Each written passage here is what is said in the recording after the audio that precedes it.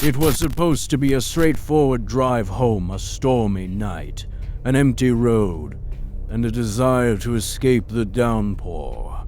But when I saw her standing in the rain, drenched and trembling, I couldn't shake the feeling that stopping would change everything. And it did. I've always loved driving at night.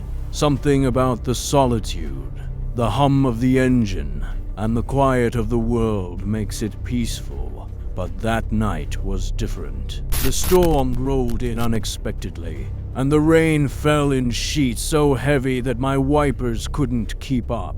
The highway stretched ahead like a black ribbon, the occasional flash of lightning illuminating the dense forest on either side. I was heading home from a work trip, exhausted and eager to crawl into bed. The clock on the dashboard glowed 11:47 p.m. I glanced at the fuel gauge, half a tank, enough to get me home. I turned up the heat, hoping to shake the chill that had settled in the car despite being dry. That's when I saw her. She stood at the edge of the road, her figure silhouetted against the beams of my headlights. Her arms were wrapped around herself, shivering. Her hair clung to her face, plastered by the relentless rain. I slowed down instinctively, but as I neared her, an unease settled over me. I told myself it was the storm playing tricks on my mind. Pulling over, I rolled down the window just enough to speak. "Do you need a ride?" I asked. She hesitated, her eyes darting toward the dark forest before nodding. She slid into the passenger seat, bringing a wave of cold air and the sharp scent of ring with her. She didn't say much at first, just sat with her hands folded tightly in her lap. Her clothes were soaked and the water pooled on the seat beneath her. "Where are you headed?" I asked, trying to break the silence. Her voice was barely audible over the storm. "Just ahead. I'll tell you where to stop." I nodded, gripping the steering wheel a little tighter. Her response was vague, but I chalked it up to nerves. Maybe she'd had a bad night, or maybe she didn't trust strangers.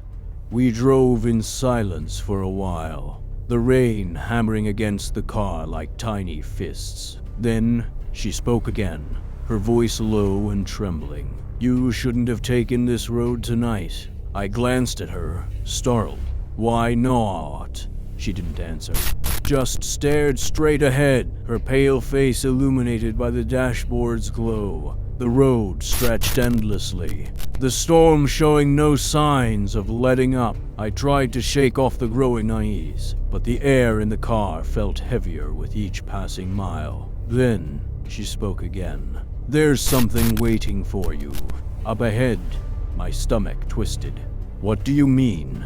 Her head turned slowly to face me, and for the first time I noticed her eyes. They were wide, dark, and filled with something I couldn't place: fear, maybe, or something worse. "I tried to warn them too," she whispered. Before I could ask what she meant, the car jolted violently, as if I'd hit something. I slammed on the brakes, the tires skidding on the wet pavement. My heart raced as I checked the rearview mirror, but there was nothing behind me. "What the hell was that?" I muttered, more to myself than her. But when I turned to look at her, she was gone. The seat was empty, the water she'd brought in still pooled there. My hands trembled as I turned the cabin light on, scanning the car. She wasn't anywhere. I sat there frozen, listening to the storm. The rational part of me tried to explain it away.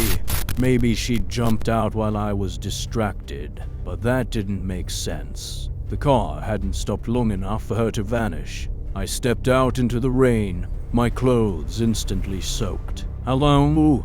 I called into the night. My voice was swallowed by the storm. Lightning flashed, illuminating the road ahead. That's when I saw it, a figure standing in the middle of the highway, barely visible in the downpour. I climbed back into the car, locking the doors instinctively. My pulse pounded as I crept forward, the headlights revealing more details. It was her.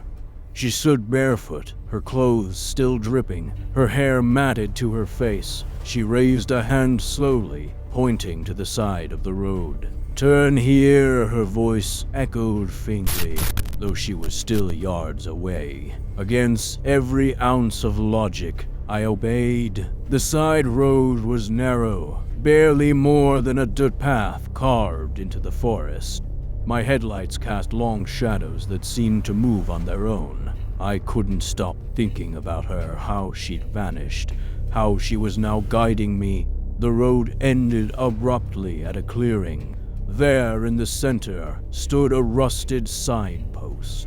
I stepped out of the car, compelled to investigate, though my instincts screamed at me to leave. The sign read, "Accident Site." In memory of those lost beneath it were photos, flowers, and candles, long since extinguished by the elements. One photo caught my eye, a young woman with dark, haunting eyes. It was her. I stumbled backward, my breath hitching. Suddenly, the storm quieted, the air unnaturally still.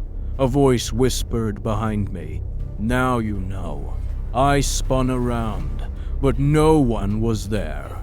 The car's engine roared to life on its own, the headlights flickering erratically. The radio blared static, then a distorted voice emerged.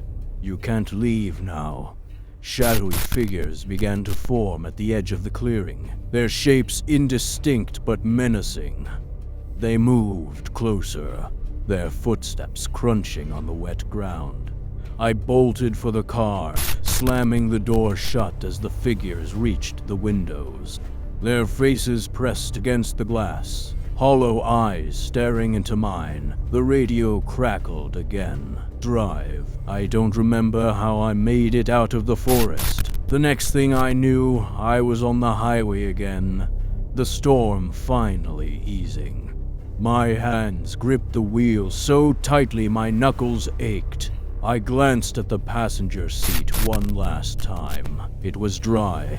I never told anyone about that night, but every time it rains, I avoid that stretch of highway. And sometimes when I'm driving alone, I see a figure in the rearview mirror, a drenched woman with dark eyes, watching. If this story left you with chills, you won't want to miss the ghost in the tunnel. Another haunting tale that will have you questioning what's real and what's not. Click here to watch now, if you dare.